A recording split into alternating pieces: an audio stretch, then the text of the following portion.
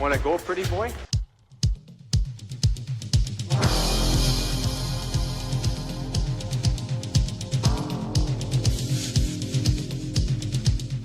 Two minutes by yourself and you feel shame, and then you get free.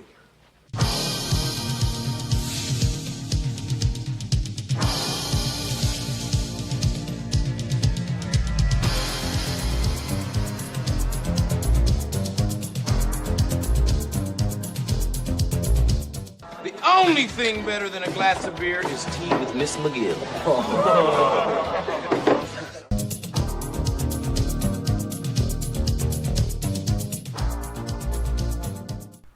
And welcome to the Fourth Line Voice Podcast. My name is Darren. Thank you very much for tuning in. Episode 448 of The Big Show. Some Enforcer-based podcasting coming at you.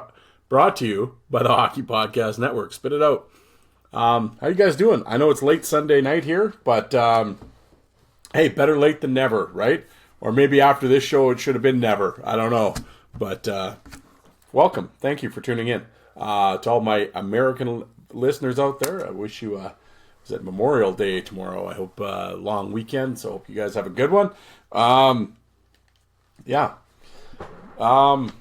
guys. Well, to start the show, I'm gonna. I got a bunch of random stuff tonight. I'm gonna be completely honest. Didn't have a lot of time to prepare this week. Really anything. I talked to a few guys. I was hoping to get a guest.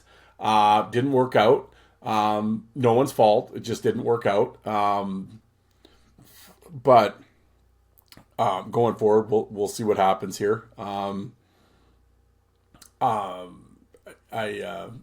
it out. Holy.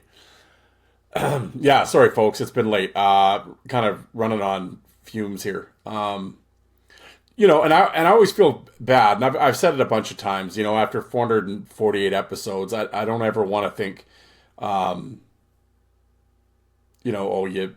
you phoned it in, or I want to give you guys especially now when I'm doing one show a week, although I guess that's not true because I have to do the Bruised and Battered show, but when I'm doing one Fourth Line Voice episode a week, I want to give you guys the best content. And I mean, just in general, out of personal pride, I want to give you guys the best show possible. So I have a couple lists. I actually have some really cool lists. Somebody had asked me, and like I said, I think I had probably 100 or 200 episodes ago, I have probably done these, and I did them last episode. So pardon me if I'm chewing my food twice with some of this stuff, but I'd had a couple people reach out to me, and they really liked the best in the East, the Western Hockey League. Back when I was talking about the Regina Leader Post used to give coaches and players ballots, and you would vote. And you couldn't vote for your own teammate, but you could vote around the East Conference. And it was in the paper here, it was the best in the East. And they had best body checker, best fighter, best undrafted player, blah, blah, blah, right?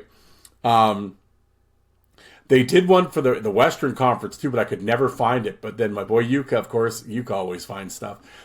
He sent me a bunch of them. And anyway, I had a couple listeners and WHL fans reach out and ask me if I could kind of revisit the lists and stuff. So, and it's a long summer, so I'm only going to do 2 tonight. Well, it's not true. I'm going to do 2 years tonight. But it's going to be 92-93, a couple of my favorite seasons in the Western League. But I have the East and the West, so we'll get both sides of the league here instead of just the East side. Because I know last week when I gave out the best in the East, I had a couple people go, "Oh, yeah, where was this guy?" Well, he was in the West. That's why he wasn't in the, So, but yeah, but I actually have the East and the West. Yuka, I'm thinking, who was it? What was it? The Victoria paper that did the best in the West? Now I can't remember. Was it Tri-Cities? Anyway, I'm not sure. I can't remember off the top of my head the newspaper. It actually might be on the download when I bring it up. That it's from. But anyway, we're going to do that. Just some random thoughts. A couple topics came up in the fight group that I kind of want to, throw my 2 cents in about. I've yapped about them before, but, we have new listeners, so we'll talk again.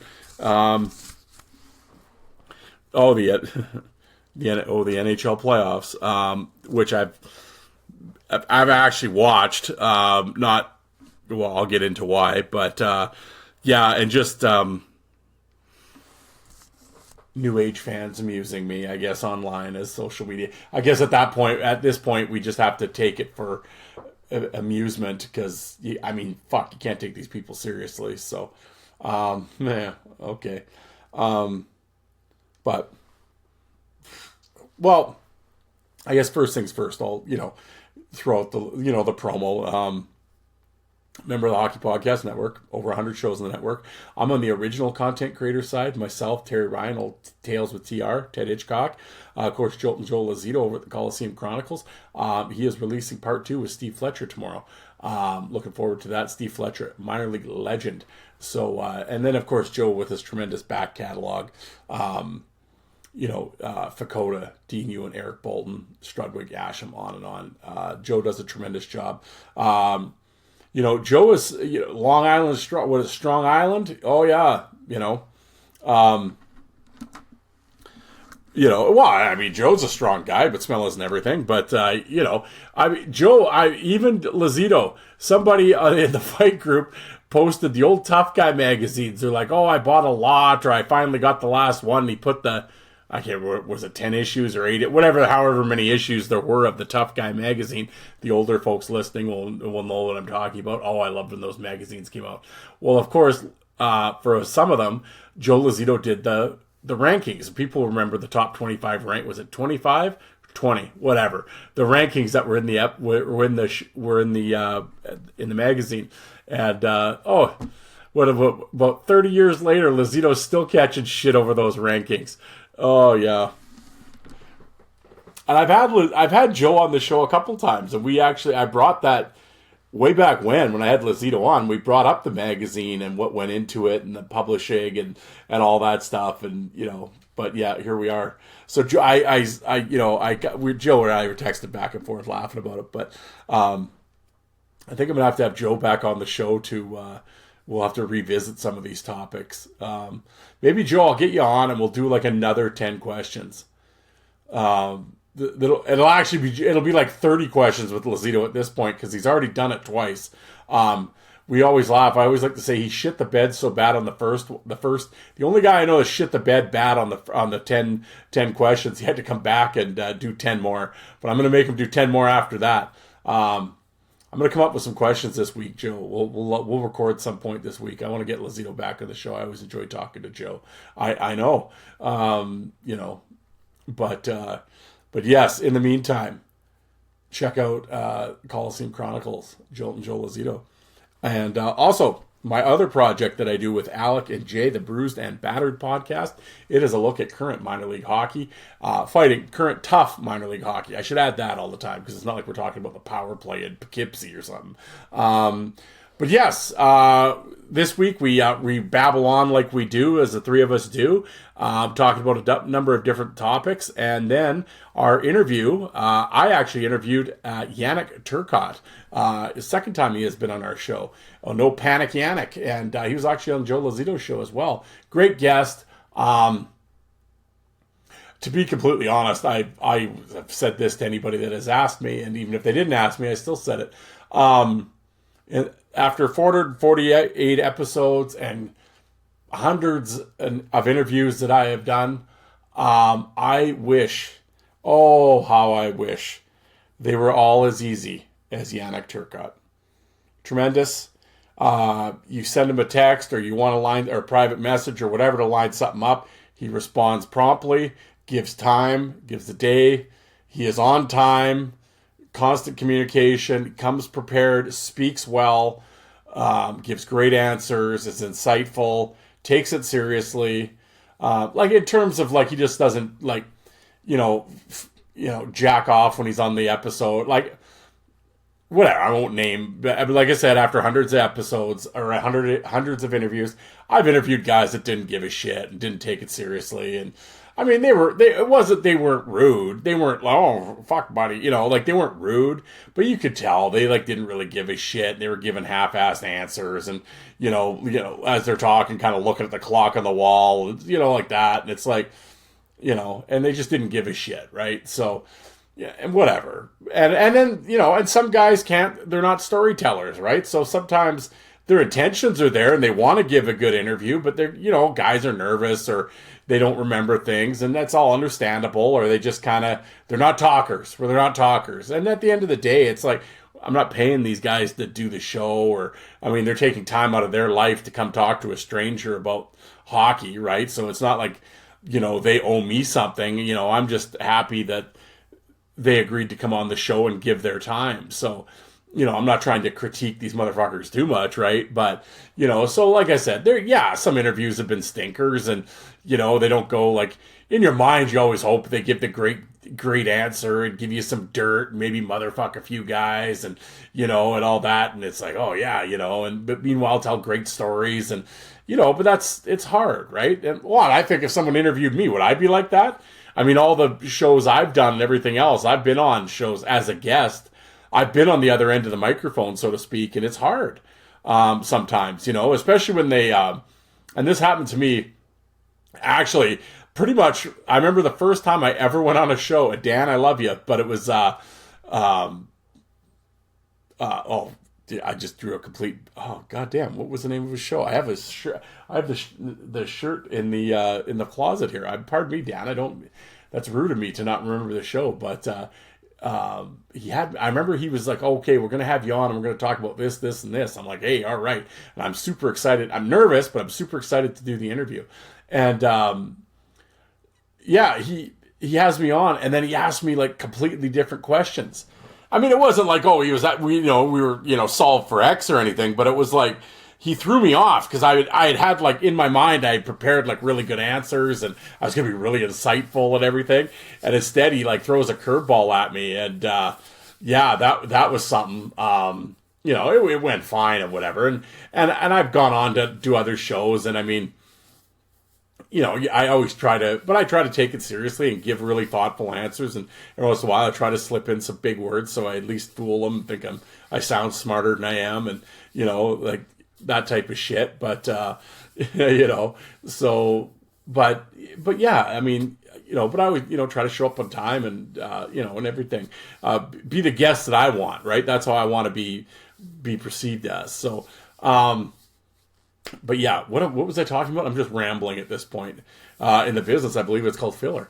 No, the Bruised and Battered podcast. Yeah. So, but yeah, and Yannick Turcotte, just a great guest. And, I want to thank him again for coming on the Bruised and Battered show. You guys should check it out. I know we have a lot of crossover listeners, but some of the older guys that are listening, and you're like, I don't watch the current product or whatever. Yeah. I get it. I always laugh, and it's true. I said, I do 2 hockey podcasts, and I don't even watch hockey anymore. I don't. I've been forced to here recently with the NHL shit, but when we talk about the minor, I'm not watching it. I'll watch the fights that they'll send me, like Jay and Alec will be in, and I'll go to John and Caden's Instagram channels, Coast Battles and Hockey Fight League, and I watch the clips that they put up. And some of these, hey, I'm an old fucking salty prick, but I've always given the due. the young guys, they can bang, man. You go to the East Coast League, you get Kyle Neuber and Skiho and Cade McNally and Amesbury and these guys, and Turcotte and Alex Gallant and those guys, and Travis Howe and Jake Doty still. The fighting's all in the minors, folks. I'm telling you, and it sure as shit isn't in the NHL. I can tell you that.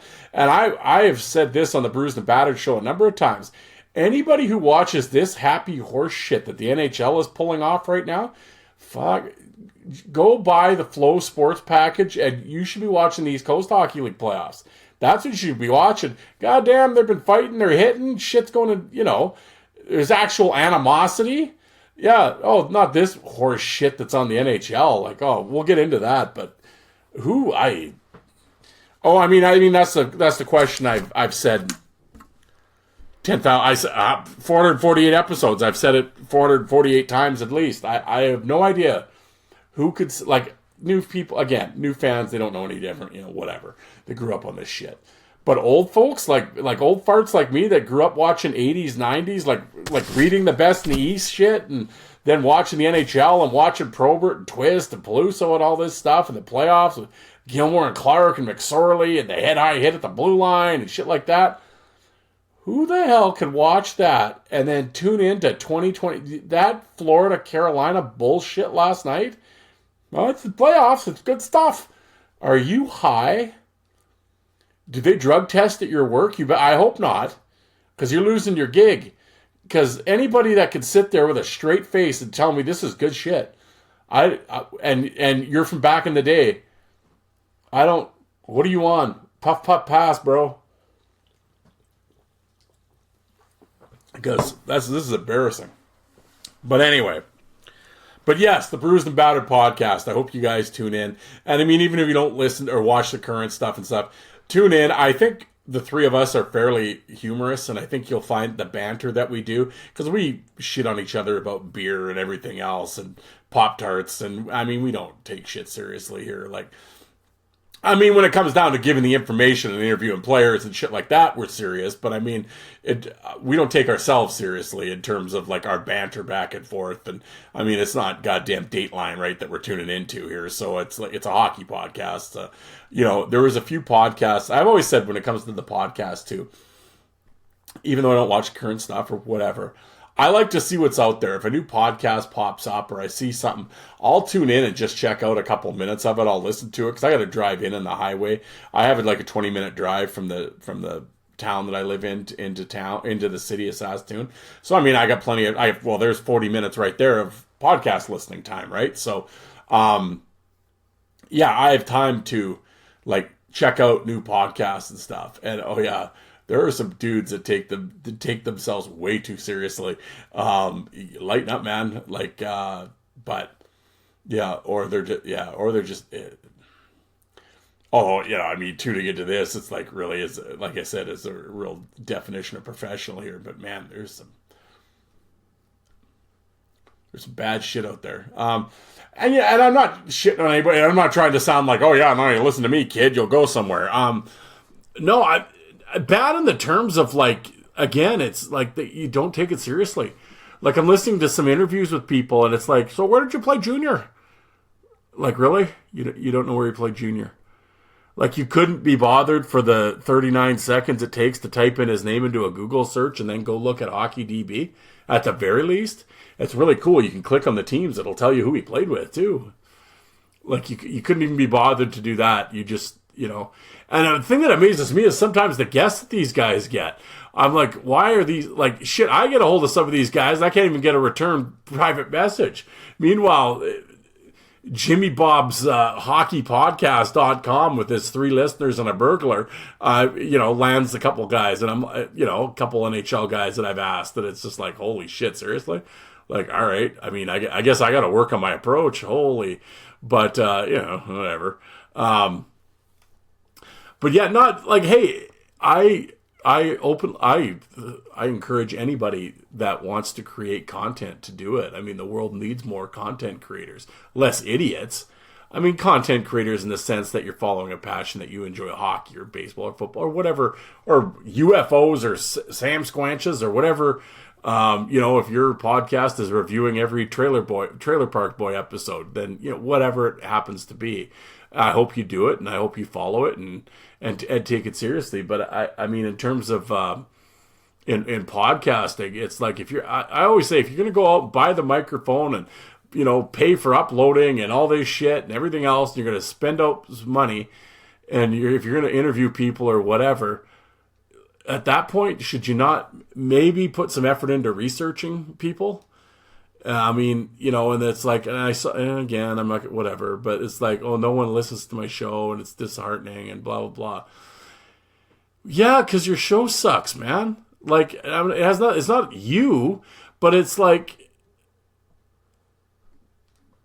I can't stress that enough. Like, again, I'm not saying you got to go down, you got to, at the end, know his shoe size or anything. I mean, we don't have to get that mundane, but I mean, we don't have to go Lazito about things, but I mean, there's digging to the bedrock, and then Joe's going to the center of the earth sometimes. But No one can say Joe isn't thorough. He takes that shit serious. I can tell you that.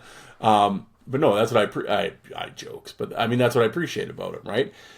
Like when you read that Joe Lazito's going to have Joe Blow on, so and so. Goddamn! By the end of that shit, you're going to know so and so. I can tell you that, and their career, and what they thought of things, and that's why you're listening, isn't it? To learn about people. So. And again, I don't expect every interview I ever hear from these podcasts to be Lazito like no, I understand that. And then there's some shows that are like a little 15 or a 20-minute deal with a guy. That's what the Bruised and Battered show. Well, it's kind of started that way. It was like a 25 half an hour deal with guys, and we've been turning in hour interviews lately. But hey, if the dude's going to talk, I've always said, well, I'm not going to cut a guy off. So, but no, I mean, some shows have time restraints and they go 20 minutes and they have a guy on, and I mean, they're not going to go in depth about the shit that happened maybe in junior or whatever. But I mean, touch on it anyway, I would think, and but yeah, just like. And I mean, and to be completely honest, I mean, some of the biggest, and then I guess I guess I'm projecting though. I guess that's me as a listener, because I guess the biggest hockey podcast in the world, Spit and Chiglets, and to me, most of the time their interviews suck. I mean, the ones I've listened to, I mean, like half the time they don't know, they're not doing any research. I mean, they have producers that do that shit and whatever. But I mean, I've heard them ask questions, and then the guy will be talking about junior, and they'll be, they don't know anything, or they'll bring up, oh, you played with that guy in the OHL, and it's like, so, whatever. But people don't care, obviously, because they're listening to it all the time. And I mean, I wish I could draw a fraction of what the Spit and Chicklets draws, but whatever. So, I mean, I get there's every show has its formula and has its outline and how they do things. And again, I'm not saying we have to have a 9-part series, a mini docu-series on a guy, but I don't know. I just think just to be respectful to the guy taking time out, I think the least you could do is maybe, go beyond just reading his Wikipedia page and maybe look at who he played with and maybe do a Google search past page 1, on a guy. That's just my opinion, but. Anyway, but again, there's lots of hockey podcasts, I guess, that have been successful without doing that. So, who am I? But, well, I'm 22 minutes in. I have no idea what I just rambled about. Yeah, real solid episode here, folks, so far. Oh, the Hockey Podcast Network. Oh, well, please follow me on social media. Oh, yeah, because after listening to this, I'm sure you'll want to follow me on social media. All the social media, same with the Bruised and Battered Show, please.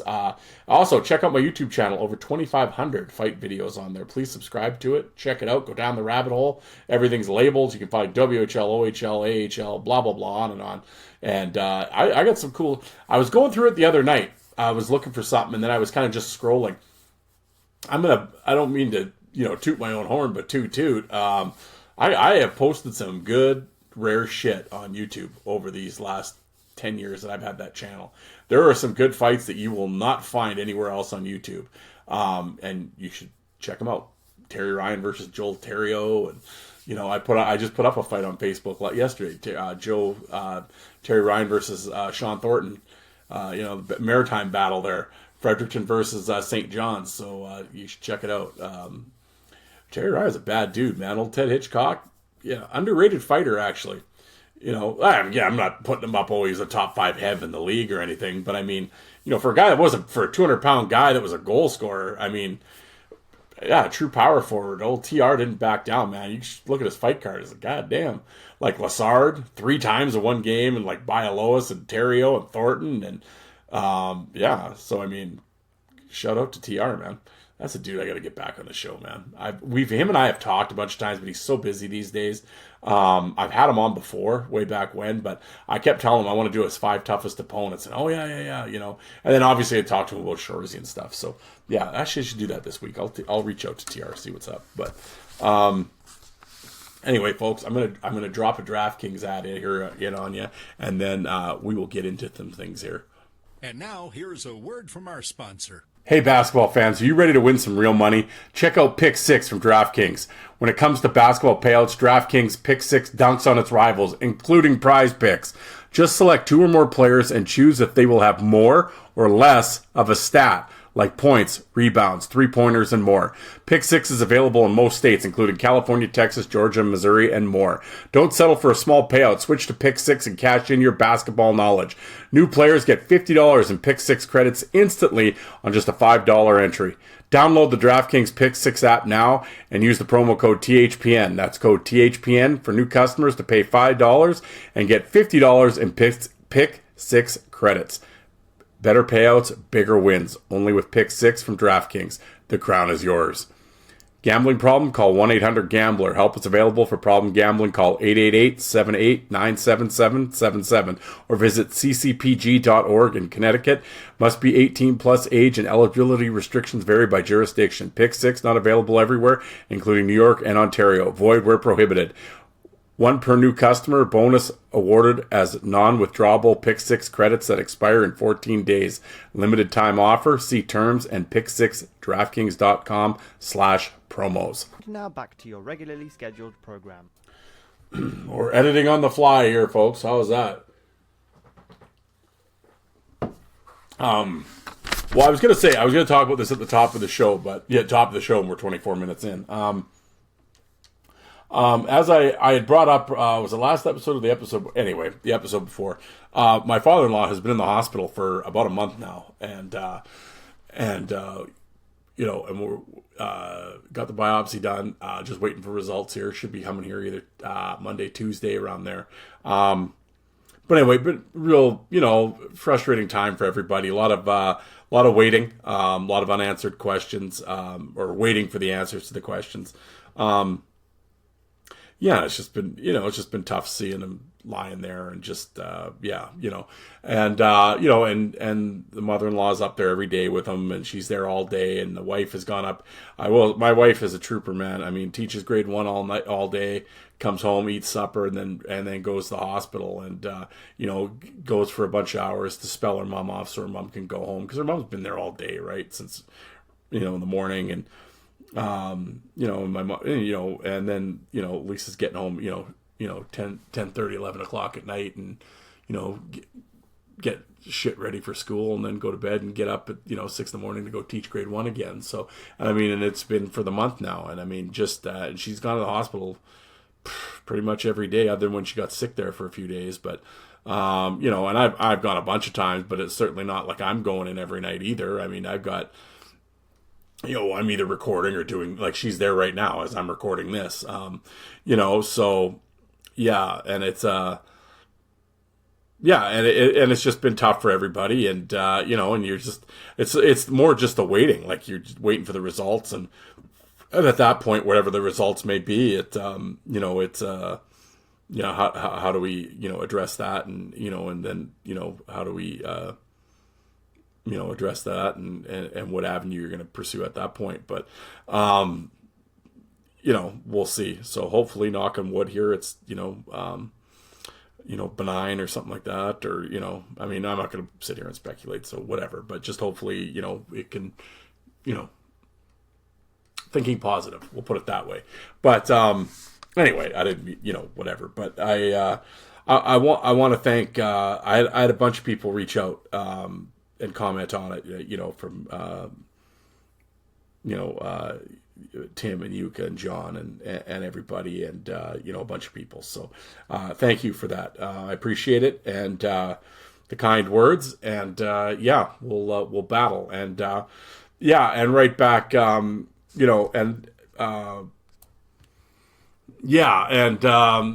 right, I won't throw out any names. He doesn't, I won't put his business out here. It's, I won't do that, but I know he's listening. I know you're listening, and all the best to you guys and your family, and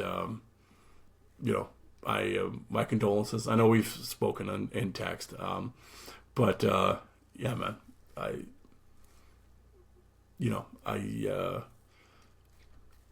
have no words to say. I hope,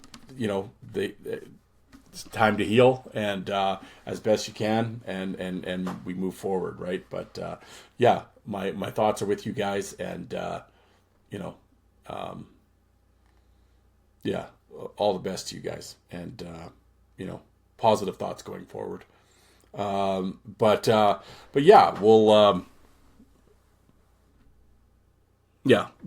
we'll move on.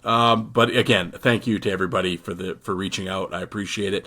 And speaking of reaching out, I think I was going to say that not about this, but just in general, if you want to get a hold of me, again, Facebook, Instagram, Twitter. Yeah, not so much Twitter, but I'm on Twitter. But yeah, my DMs are open, as the kids say. Drop me a line. Love to hear from you guys. And if not, email me, hockeyfights@hotmail.com.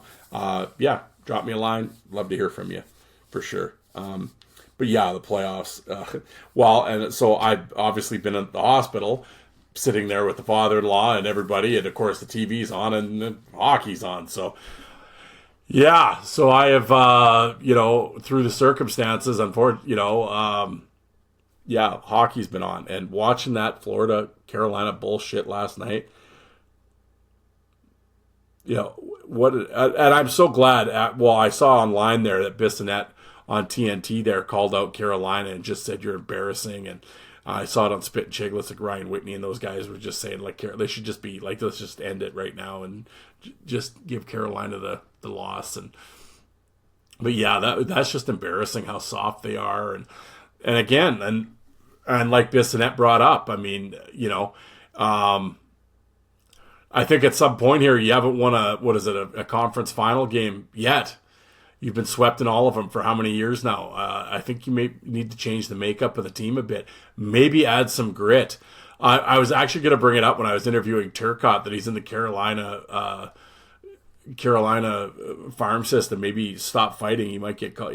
He should start playing soft if he wants to get called up. I thought that might be rude if I said that to him. I didn't want to say that, but I mean, holy shit! But the amazing thing to me, and I didn't realize it at the time, but I thought about it later tonight, was when Bissonnette's just shitting all over Carolina, how soft they are and everything else. Well, for those that don't know, Bissonnette and the Spit and Chicklets guys bought an East Coast Hockey League team. They're creating a new team called the Gargoyles, the Greensboro Gargoyles, and they are actually the Carolina Hurricanes East Coast Hockey League affiliate, which is funny because he's all over TNT shitting all over him, and so is Whitney and them. But I laugh because that Grinali? I'm not trying to be mean, but I don't pay much attention to Spit and Chicklets. I mean, I'll watch a few shorts now and again if it's with Biz talking about stuff, but I haven't tuned into a Spit and Chicklets episode, and I can't remember. I think Brendan Walsh was the last one I listened to. What was that, about 3 years ago? So no offense, not that I have an issue with Spit and Chicklets guys. I don't really listen to hockey podcasts, so in general. Other than when I'm just like checking them out just to see what's out there now and again if a new one pops up for like research purposes. But other than that, like, no, I don't listen to hockey podcasts. Nothing personal. But Grinali said, we want to make the Trashers 2.0 in Greensboro. I'm like, oh yeah, right. But then, yeah, you're a Carolina affiliate. Yeah, right. You ain't doing shit. Yeah. Oh, I'm surprised that the Chicago Wolves actually signed Yannick Turcotte. That's surprising. But you talk about a baby shit soft team, and that's Sebastian Aho or whatever, who hit the guy, what injured the guy. So Tkachuk, after they run the score up on him a little bit, Tkachuk goes after him, and it's like, yeah. And of course, Aho Turtles, and like somebody brought it up. Yeah, nobody came in for Carolina. And like all the Florida guys are there, and they're all beating on these guys when it's 6-2, and like no Carolina guys there. And oh yeah, it's just embarrassing. And then I laughed though, but even like when Bissonnette says it, like he's talking about Bennett and Tkachuk, and I mean, I said that's why Florida's going to win. I think I said that the last episode. I'm like, they have 21 fights. Out of the 4 teams that are left, they have the most fighting majors. Again, I mean, we're not talking 75 Broad Street Bullies here, but I mean, by NHL standards, they're fairly, they're deemed tough these days. But I'm laughing because they're like, oh yeah, it's Tkachuk and Bennett. Yeah, you're like, you gotta face those guys and they'll straighten you out. I'm like, who the I don't mind the way he plays and everything. He's physical enough, but who the shit is scared of Sam Bennett? Like, really? Like that's where we are now in the NHL of 2025. That Sam Bennett's an intimidating force, and Tkachuk, and oh yeah, they're running these guys out of the building and they're scared of him, and you know, oh, you got to, at some point, you got to face. I'm like, why are we talking like Sam Bennett's Paul Laws? Like, yeah, maybe when Laws and Morrell were playing, guys were scared. They were, for sure, legitimately scared. Are we scared of Sam Bennett and Matthew Tkachuk? Like, again, I mean, great talents. I like these guys. I could give two shits, to be honest. I'm just saying in general. I mean, I don't have any heat towards Bennett and Tkachuk. I mean, whatever. But I mean, the day they're deemed like tough guys, it's like, and they're intimidated. Like, if they're intimidated, if Sam Bennett and Matthew Tkachuk are intimidating you, you're fucked. Well, that's why you're down 3-0. But I mean, yeah, but I guess like the proof is in the pudding, because yeah, it looked like Worrell and Laws, the way Carolina was responding to him, they didn't want to come within 10 feet of him. You had guys seeking asylum when Bennett was out on the ice trying to start shit at the end there. Like, yeah, so holy shit, this is where we're at. Man, oh man. Yeah, so I hopefully Florida can sweep Carolina, get those nerds out of there. And I just look, and I liked Brindamore when he played, but it's like, man, you are softer than a Disney fucking matinee there, Rod the Bod. Brutal. But, and then the other thing, we were scrolling through, and I saw somebody, it was, I don't know what Facebook group it was or whatever, but somebody was talking about, was it Marco Kasper? I believe he plays for the Detroit Red Wings. He's playing for Germany in the World Championships right now. Oh, him and some Denmark guy are pushing and shoving, and all these Detroit fans are, he's got that Detroit edge. Reminds me of a young Shanahan, somebody put down. And of course, right away, my tractor beams go, who? Who is this person? Marco. I'm like, where do you play? Oh, yeah. No, German guy. One fight in his life. Been in one fight, the American Hockey League, against like Kirby or Colton or whatever, Dak. So again, a real killer. And he's a young Brendan Shanahan. Well, first of all, you could wish he'd have half the talent that Shanahan had. But yeah, no, Candy Ass from Germany is not a power forward. I can tell you that. And these two dainties playing slap and tickle in front of the Danish net.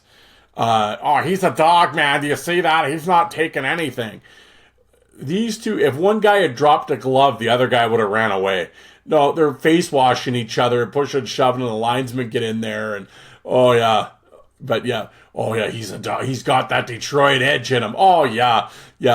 Oh, let me tell you, I watched that, and I thought I was watching a young Chris King up from Adirondack. Is that Kirk Tomlinson I'm seeing? Yeah, a young Darren McCarty, D-Mac there. Oh, I see it when I look at Marco Kasper. Oh, God, what are we doing? I could tell you, fucking Kasper, right, motherfucker, would be a ghost if somebody dropped the gloves in front of him. I could tell you that. Oh, fuck. Yeah, right. Fuck. You'd vanish faster than a bag of Doritos around here. Yeah. But yeah, so for you fight fans out there, keep your eyes open for Marco Kasper next year in Detroit. He's got that edge, bro. Oh, yeah. Shanny like. Oh, I'm gonna Marco Kasper. I'm gonna Shanny. That's gonna be my nickname for him, Shanny. Shanny Kasper. Yeah. Yo, he's got that edge. That cracked me. The Detroit edge. When the hell the last time who was the last tough guy Detroit had? I'm seriously, probably Shanahan. Really? I don't know. I can't. Is there someone I'm missing in the meantime? I don't know. Like, was McCarty there after Shanahan? I don't know. I love me some Darren McCarty though. I love me some Shanahan too. Yeah, I think Shanahan was like legit, like the last tough guy they had. I don't know. Who gives a shit? It's Detroit. Yeah. One last thing. Somebody asked me about Ice Wars. June 14th, Mount Pleasant, Michigan. Looking forward to it. I really wish they'd announce the card. I hope this week they announce it. I sent a private message to the new president of Ice Wars. And I'm like, dude, it'd be really nice if you would announce the card. So, because I said I've talked to a bunch of Ice Wars fighters. I want to get them on my podcast to promote your event and to promote themselves. But you kind of have to talk like to them about who they're fighting, not just generalities. Like I'd like to oh, you're fighting Jim Bob. What's the game plan, or whatever. And then I said, then I want to do a preview show.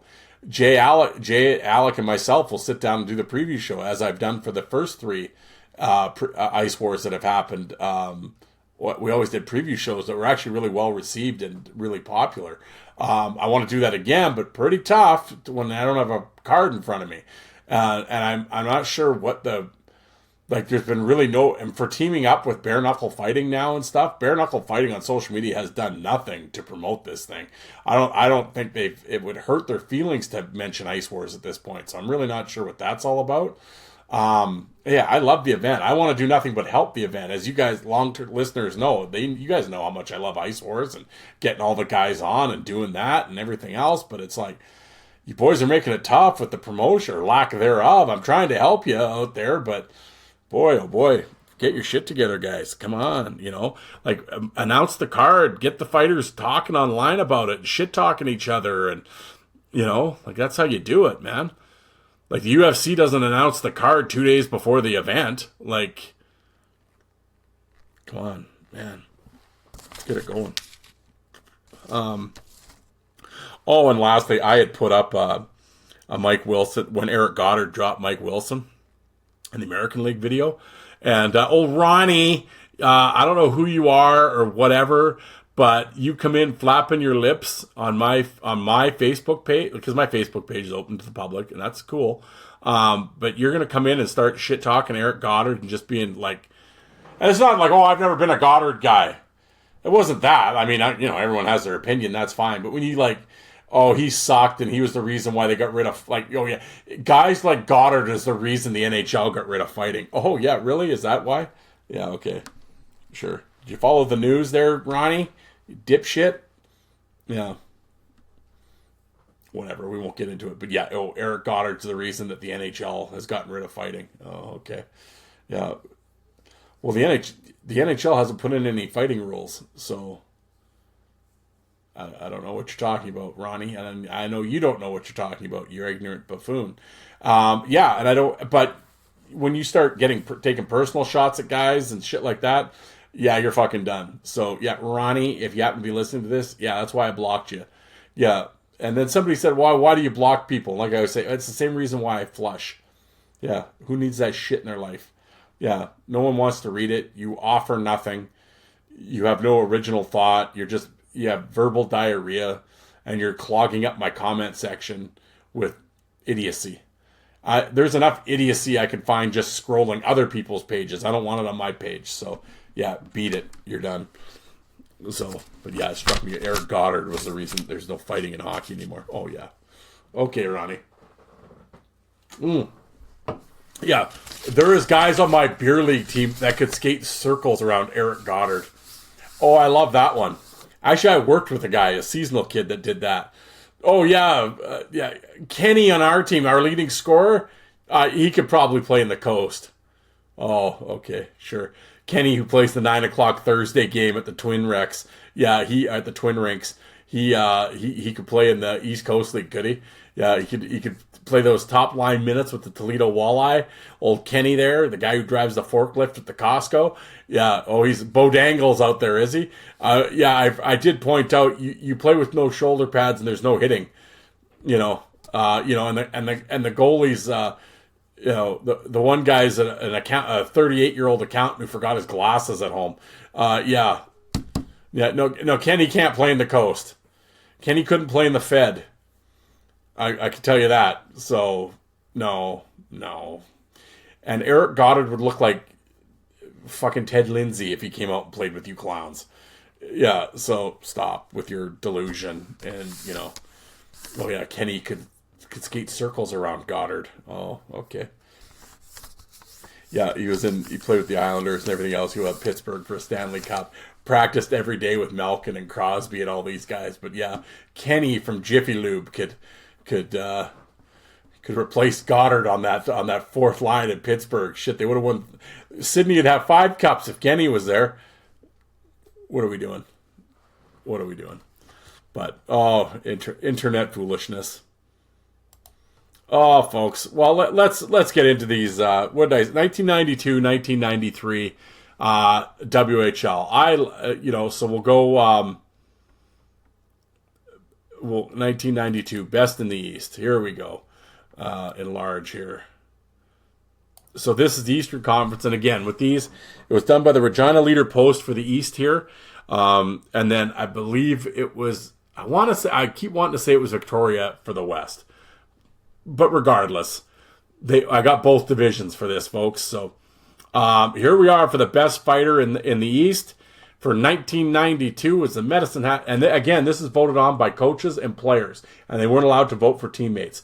So you're getting the most ultimate judge of, this isn't, like I said, this isn't Tiger Fan 18 voting and stuffing the ballot box for their favoritist. No, this is from the players. So right from the horse's mouth, who knows better than the players? Nobody. So this is a very good, this is a real solid list. Like when you listen to it, it's like, okay, So by a very narrow margin, by 2 votes, the best fighter was Medicine Hat's Clayton Chuck Norris. Took home top honors, followed by Kent Staniforth, the Moose Jaw Warriors, who I had on my show way back when, and Kent, former owner of Market Tire or Fountain Tire, pardon me, in Lloydminster, Saskatchewan, Alberta, depending on what side it was, on the Alberta side. But he has recently retired, so congratulations to Kent. Freedom 55, bro. Actually, shit, even before then. Few bucks at the Fountain Tire. Good for him. Stanley's a great dude. He and I talk now and again. I've gone through town. When I go through Lloyd, I've stopped there and we've exchanged gifts. And Kent is a great guy. And he keeps avoiding me when I ask him to come back on. But he was a great guest. You should go way back when and look in the early archives. It'd be like probably in the 10 to 20 episode 10 to 20 around there. Or just type in Kent Staniforth, 4th line voice in a Google search. It'll come up. But he was a great guest. And, and actually, Mike Babcock was his coach in Moose Jaw. That was Babcock's first coaching gig in junior. I'll let you decide. But number 3, Rhett Tremblay, the Saskatoon Blades. Oh, the Golden Rhett. Played in the minors for a long time. Bad dude. Rob Putniak from Brandon. Mark Rader of Saskatoon. Mark Rader, of course, famously in the Black and Blue Enforcers tournament in Victoria in 2005. And I was so pumped to see Rader at that event, and he ended up breaking his skate in the first fight. So that sucked. But yeah, Mark Rader. Brant Myers for Lethbridge. Honestly, the Dave Nielsen for Prince Albert Raiders. I work with Dave Nielsen in Saskatoon now. Terrence Sandwith, the Saskatoon, the Sandman. He's been on Terry Ryan's podcast a bunch of time. Ken Richardson and Dan Kessa round out the voting. I will say the one thing I will say with this voting, okay, well, I might take back what I said about the players here. There might have been some skullduggery going on with the voting, but I would have Brent Myers at the very top, probably at the top of this list. Yeah, Myers is too low, but there's some bad dudes on that list, man. And this was I went to a lot of these games and I saw a lot of these guys fight. And Staniforth, Moose Jaw. I mean, when he'd come, he'd fight Rader and Tremblay all the time. And best pro prospect from Medicine Hat, David Cooper. Remember him? I believe he was a first-round pick by the Leafs. He was so good in junior, though.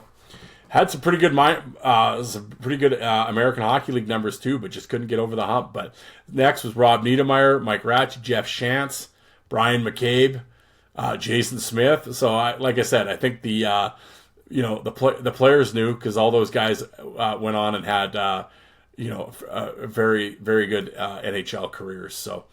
So there we go. That was at 92 in the East. Let's go look at the 92 in the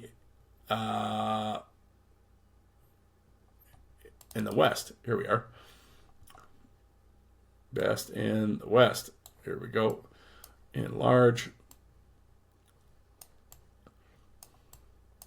toughest player. For the first time in the 4-year history of the poll that a member of the Victoria Cougars has topped a category, Gary St. Cyr, who was from Nanaimo and provided the Cougars with more than toughness last season. He was the second in team scoring this year among the top 2 throughout the schedule. St. Cyr is a 5'11", 195-pound, provided the team with leadership and qualities too. John Baduke was traded from the Cougars, and although he hasn't displayed the offensive abilities equal to that of St. Cyr, he has been a factor for Portland. So Gary St. Cyr was first in the voting. John Baduke was second. Turner Stevenson, third. Dodie Wood, fourth. Ryan Brown, fifth. Brent Thurston. Steve Konowalchuk. That's interesting. Corey Dosdell, Paxton Schulte, Glenn Webster, Cale Hulse, and Jason Bowen. Dave McMillan, Justin Hawking, Daryl Sador. Come on now. Daryl Sador ahead of Chris Murray and Chris Hawes. No. So I'm not really sure what's going on there, but Gary St. Cyr, fun fact, at one time was married to Manon Riom, the first female goalie. But John Baduke, legend, retired in Syracuse. Vancouver, John Baduke. Turner Stevenson, of course, went on, had a great career in the NHL. Power forward in the NHL, or in the WHL, man. 30-goal guy, 200 minutes, did a lot of fighting in Seattle. Dodie Wood, played San Jose for a little bit, but he had that duck under thing, and, a small guy, but tough as shit. I was a big Dodie Wood fan.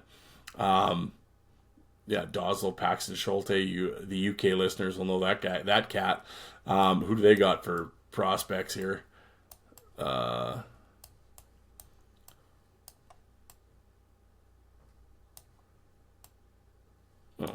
Maybe they didn't do. Oh, they didn't do it. Oh, they don't have a top draft pick. That's interesting. All right, well, there you go. So there you go. 1992. 1993 best in the East. In large, let's have a look here. My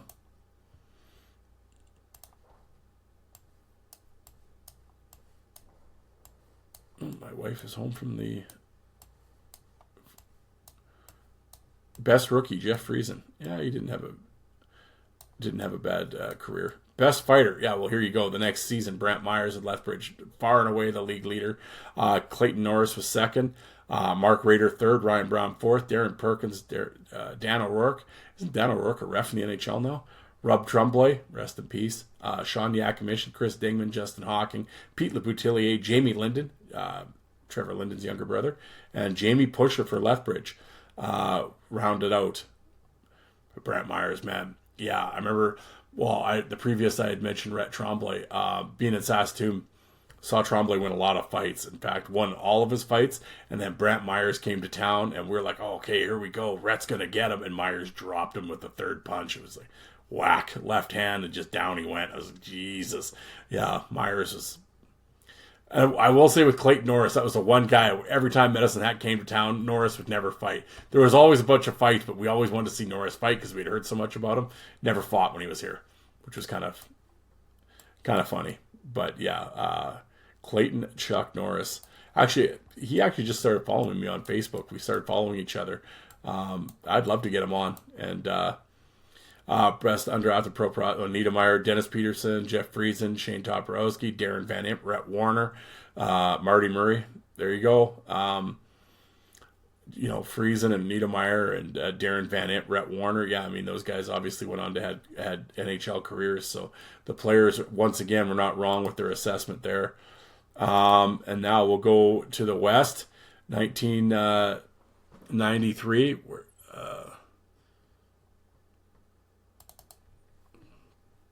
All right.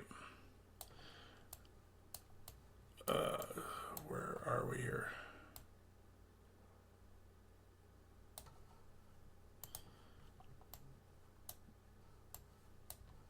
Sorry, folks. Click, click, click, click, click, click, click. There you are, toughest player.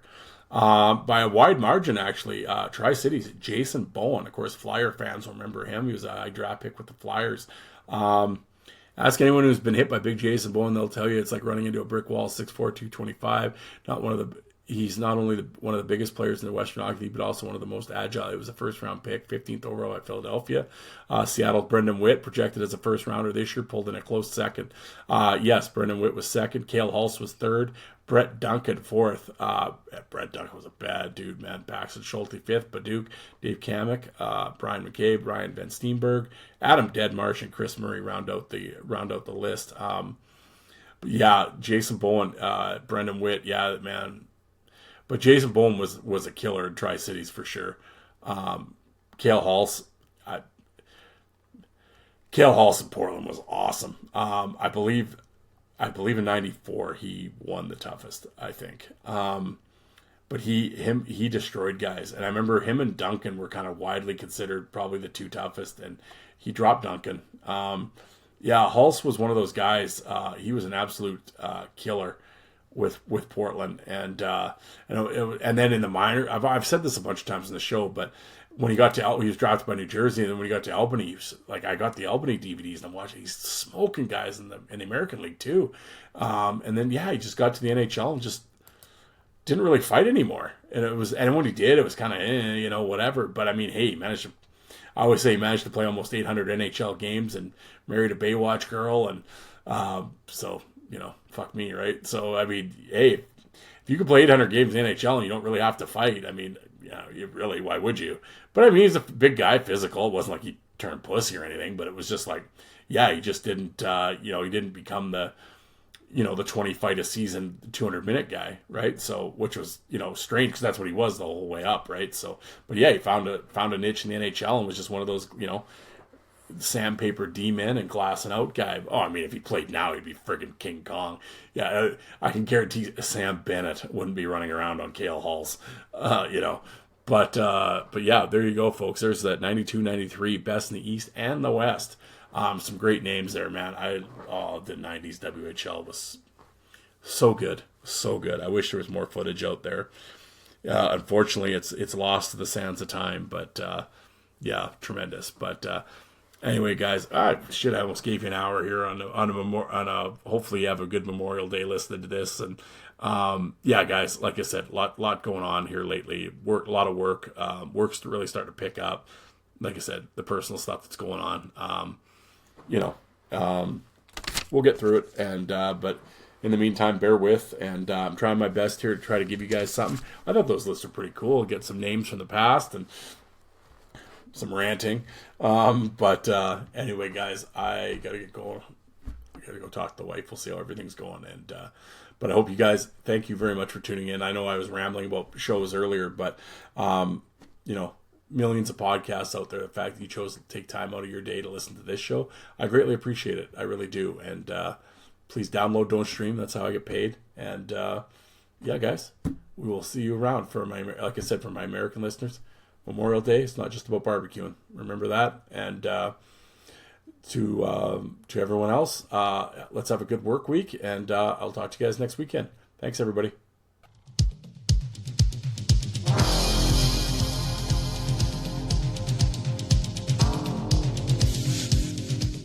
And you people that don't like fighting, how many of you did you walk out and get a coffee while that was on?